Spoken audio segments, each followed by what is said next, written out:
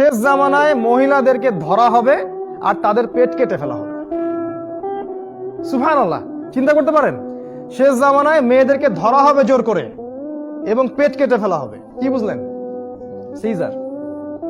Caesar আজকে থেকে 30 বছর আগে এত সিজার ছিল, এরপরেও কিছু মানুষের হজম হয় না, যেটা শেষ জামানা। একটা হাদিস পড়লাম সেদিন, মানে আমার কাছে মনে হচ্ছে আমি যেন রাসূল সাল্লাল্লাহু আলাইহি ওয়াসাল্লামের মুখ থেকে হাদিসটা শুনছি। তিনি বলছেন শেষ জামানায় এক শ্রেণীর মানুষ বের হবে যারা অনেক বড় বড় আলিশান আরামদায়ক গাড়ি নিয়ে ঘুরবে এবং গাড়িগুলো এসে মসজিদের দরজার সামনে ব্রেক করবে। সুবহানাল্লাহ। তিনি বলছেন তারপরে গাড়ি খুলে ওই গাড়ির মালিকের স্ত্রীরা বেরিয়ে আসবে, যে স্ত্রীদের গায়ে এমন পরনে পোশাক থাকবে যেগুলো পরা না পরা একই কথা।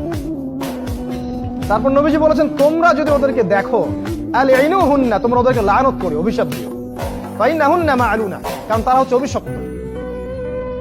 দেখতে পারেন এগুলা এখন? এটা কি এই যুগের আগে কখনো ছিল?